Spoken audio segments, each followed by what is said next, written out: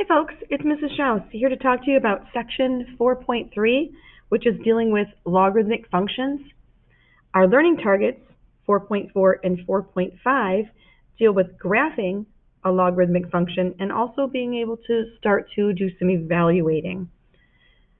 All right, logarithmic functions are something that you should have been introduced to in Algebra 2, but I'm not sure how much time that we spent with them last spring.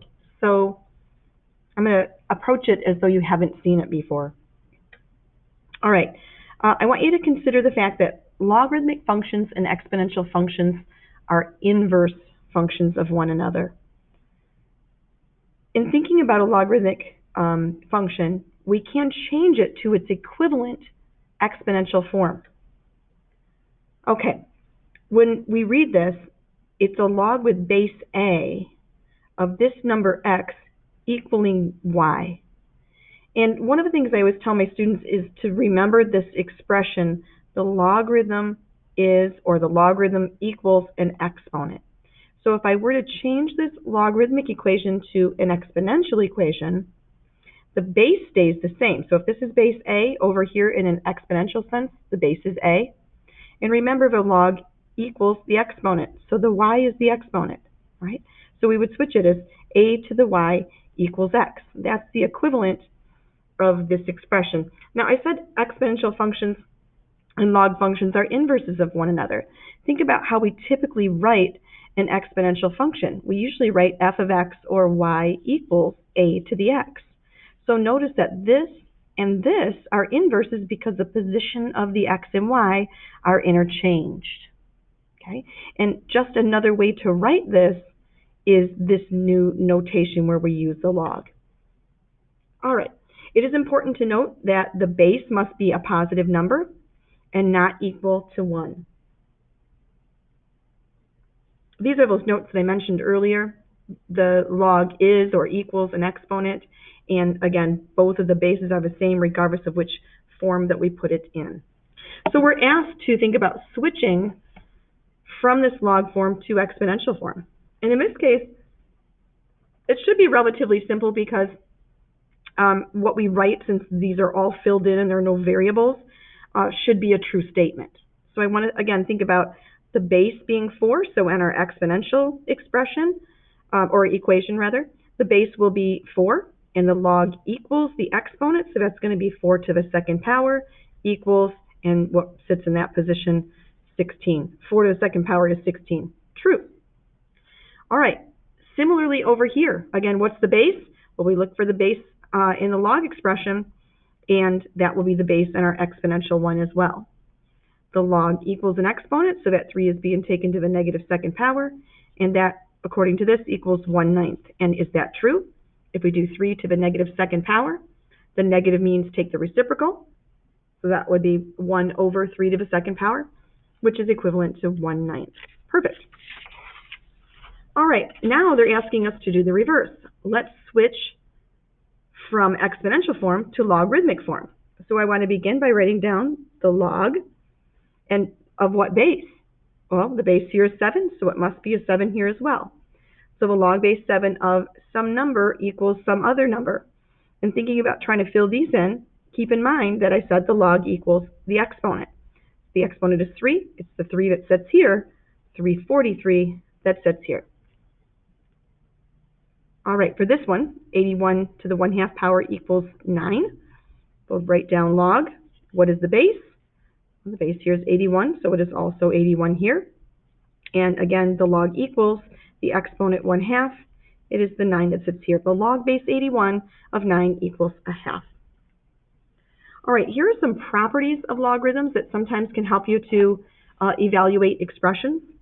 The log base a of 1 is 0. The log base a of a is 1. The log base a of the expression a to the x power is x. And a raised to the log base a of x power equals x. Let's see if we can make sense of those. Keep in mind that if I switch this to exponential form, essentially this would say a to the 0 power equals 1. Okay, yeah. Any base here to the 0 power, that's going to give us 1 as a result. A, of course, being a positive number.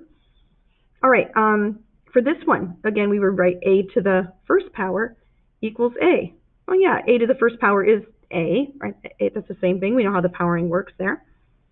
Similarly here, this one essentially would say a raised to the x equals this expression, a to the x. That's a true statement. Now for this one, it is not in logarithmic form, it's in exponential form. All right, so if I were to think about rewriting this in logarithmic form, it would be the log with this base, a, of this number equals the exponent. But the exponent is log base a of x. So again, we're writing an equivalent expression on each side. So all of those properties hold, and it makes sense that they do hold. Can we use those to evaluate some expressions? All right, I think maybe you should kind of peek at these and see if there's some that sort of seem to ring out as being more simple, or that you can pair it with one of the properties up above. Perhaps this one looks like the most simple, the log base 9 of 9. Ah, I see that right here, the log base a of a, that equals 1. And true enough, that the log base 9 of 9 equals 1. We're really saying 9 to what power, or what exponent, equals 9. All right, what else do we notice? Maybe I notice this first property here, that the log, with any base a of 1 equals 0. Here's a log base 10 of 1 equals 0. And perhaps even with part D here, you kind of notice, oh, this is the one that's in the exponential form with the log as an exponent. And according to this, whatever number sits in this position is equivalent to the entire expression. So I look for that. Here it is, it's 5. And yes, in fact, that equals 5. This one, however, is the one that for some of you, you might go, well, how am I really using that piece to match up with one of these? And I'm hoping that you recognize that since it didn't match with any of these other three, it's the actual third property that I'm kind of thinking about here. It's the only one we haven't used yet.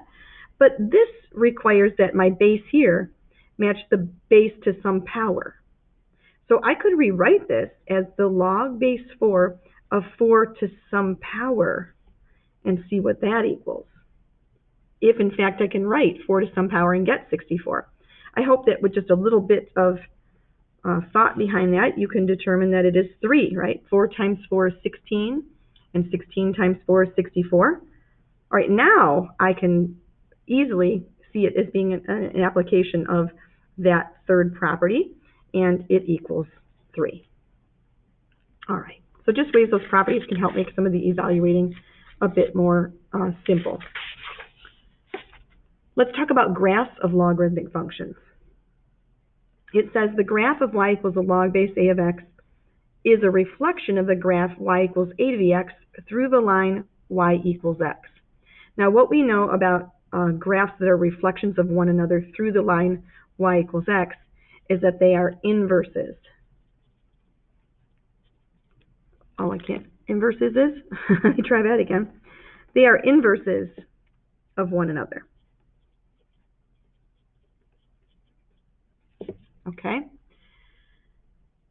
Well, if you take this particular expression, y equals the log base a of x, and write it in its equivalent exponential form, that would say the base a raised to the y power equals x. So once again, if I have the graph of the exponential function, y equals a to the x, and then I interchange the x and y, that's what would result here if I interchange the x and y.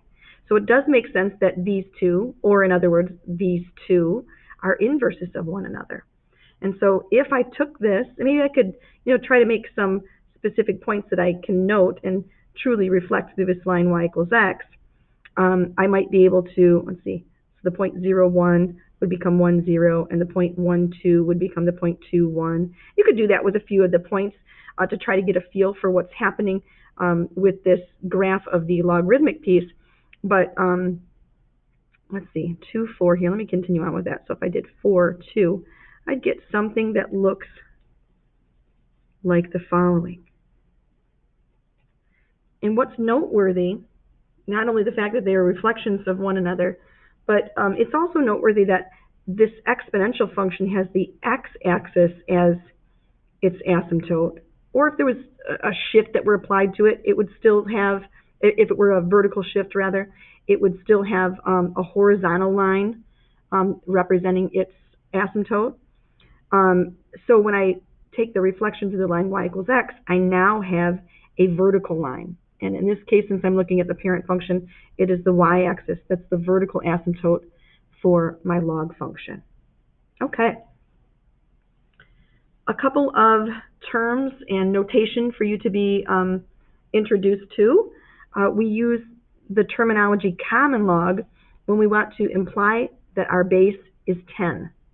And instead of writing log base 10 of x, we just write log of x. It's assumed that the base is 10 here. So if you see a log with no base written, we can make the assumption that it is base 10. All right? And then similarly, this terminology, the natural log, is implying that the base is known to be e. But again, while we could write log base e of x, a sort of shortcut for that is to just write ln x. So this really means the log base e if you see that notation. Now, if you were to look in your textbook, they actually go through those properties that we visited a moment ago. These properties right here, these 4 properties. They go through those, rewriting them using this natural log notation. But they're the exact same properties, so I'm not going to go back through those. You certainly could reference your text if you feel like it would be helpful for you to see them. All right, so we're going to do some, I wrote here in the directions, find x for each item below. This is sort of a form of solving, if you will, but it's a special form of solving just in the sense that we're going to just think about the definition of a log in its equivalent exponential form and be able to just kind of, I don't know, just kind of evaluate mentally, I guess you'd say, without having to do some sort of extra tricky kind of pieces, okay? I think you'll see what I'm talking about, not only as we work through these, but when we get into the section on solving log and exponential equations, okay? All right, so here, again, if I've got the log base 5 of x equals 4, I need to mentally be thinking that's the same thing as 5 to the 4th power, right? Here's the base, the log equals the exponent, right? And if I do 5 to the 4th power, that will give me x. So let's grab our calculator. Oops, here's our calculator. And I'm going to evaluate 5 raised to the 4th power. I get that is 625. Okay, for the next one, notice that we don't see a base. So again, I need to think. I don't really have to write this out, but remember that we need to think it's a log base 10. So 10 to the x power, 10 to the x power equals 0.1. Now some of you might go, I don't know that I could really kind of mentally, reason through that one. Well, think about what this 0.1 really means. 0.1 is the same thing as 1/10. And do we know to what power we raise 10 and get 1/10 as a result? I hope so. That's just taking the reciprocal. So x would equal -1. 10 to the negative 1st power, remember the negative means take the reciprocal. All right, and finally the last one here, with a base of x, we would write x to the log equals an exponent, so it would be x to the 2nd power equals 25. And again, we could probably do a little guessing and checking. Some of you might say take the square root of both sides, that's fine. And I'm going to write down that x equals 5. Some of you might be thinking to yourself, wait a minute, Mrs. Schaus, isn't it x equals plus or minus 5? But remember, according to the information I gave you earlier, a is a positive number. Okay, so it's our base here has to be positive. I would only allow x to be 5. Okay, in this particular problem, I'm asking you to not graph, but instead to write a function for a log function. We want to write a specific function for this log function that is graphed below. All right, well, the first thing is you need to note a point or two that's truly labeled or easy to read from the curve. I think this 4, 1 certainly seems like a nice, easy point to read. And then think about plugging that into our general log form so that we can find the base. It's really the base here that we need to know. It might be easier to think about finding that base if I change to an exponential form. So let me write down a to the y power equals x. And so now if I plug in a to the first power equals 4, what must my a value equal? It must equal 4. And so if it equals 4, I know I'm ready to just write the log equation, y equals the log base 4 of x. Now, if this were a function that had maybe something like a vertical dilation, something multiplied out here, that might require us then to find an a and a c value, in which case I might need to use more than one point to determine that. I'm not going to have us worry about that for now. Okay, and then finally, this last piece, I want us to think about graphing, but in part based on a parent function rather than just plugging in a variety of x's and finding the y's, okay? So I've already made a little table of values over here to the right where I'm looking at the parent function y equals the natural log of x. And remember that the base here is an e, so I could again also think of this as e to the y equals x. Right? That's the exponential equation that's equivalent to this one. So you can see why I have some approximations for my x's and exact values for my y's. In this case, it might be easier to think about plugging in some y's and finding the x's. Okay? So if that's the case, I'm going to go through and plot these points. That's positive, about a third-ish, and then -1 sitting here, and then 1, 0 there, 2.7, so about here, and then up 1, okay, and then 7.42, so I'm going to come over 7.4, not quite 7.5, and up 2. So the function has a graph that looks very similar to the one that we looked at a moment ago. All right, that dashed curve might not be the greatest, but you get the idea of the shape of that curve. And I just wanted you to see what the original parent function would look like. And now for us to use the idea of transformations. Yeah, that's what we did in the last chapter. That's not going away, is it? So how do these transformations change what these ordered pairs look like, and then ultimately what the final graph will look like? All right, well, let's apply them in the order that we should, meaning we should apply this reflection, that's a horizontal reflection, prior to applying this vertical shift. So I'm going to write down y equals the natural log, of a log base e, right, of the opposite of x. Now, if you're taking the opposite x, all of these x coordinates will become negative, but the y's will stay as they were.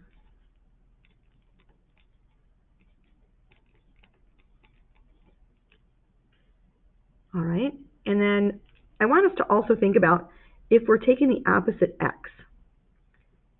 If I have something like, well, maybe I'll use this point here, 7.42 right here, 7.42, this point here, and I take the opposite x. Instead of being at positive 7.42, I'm now at negative 7.42. That is a reflection through the y-axis. So I'm taking the opposite x, but a reflection through the y-axis. So I should now recognize that this curve is going to look something like this when I'm done because of the reflection piece, right? All right, and then now I'm going to take that curve and I'm going to add the 1 in. And again, that 1 isn't being added into the x, it's being added in after this parent function is applied. So it is a vertical shift up 1. And if we're shifting up, that's going to leave these x values just as they were, but shifting up 1 unit will add 1 into each of the y values. So I'll have, if I add 1 here, I would have 0. If I add 1, I would have 1. Add 1 here, I'll have 2. Add 1 here, I'll have 3. So these are the new ordered pairs. Let me plot those. Negative It's a little more than a third in 0, so I'm about here. Negative 1, 1, about here. Negative 2.7 and up to about there. And then negative 7.4, and I'm up 1, 2, 3, about there. So if I were to go ahead and now connect those with a nice smooth curve, I would be able to see the reflection, but also the shift upward, because this one's certainly sitting a little higher than this one by exactly 1 unit, right? Okay, now just to kind of solidify that, yes, in fact, we have the correct graph, why don't we take our calculators, and I've already plugged it in here. If I plug in 1 plus the natural log of the opposite of x, and I graph that, the graph that I produce, if I were to trace and kind of look at some of the points, absolutely looks like the graph that I have sitting here. Certainly opening in the correct area. All right, let's talk a little bit about the asymptote and domain and range for the function.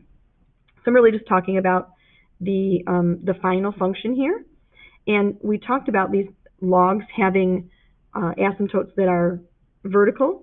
Since this was not shifted to the right or to the left, the asymptote is still the y-axis, or maybe you want to write the equation, which is x equals 0. And if I think about the domain and the range, well, remember that the domain means all of the x values. Since this has this y-axis as its vertical asymptote and it never crosses over that, we'll never get an x value that exactly equals 0. They'll have to all be sitting to the left of that y-axis, so we would say the domain are all x's that are strictly less than 0. And the range,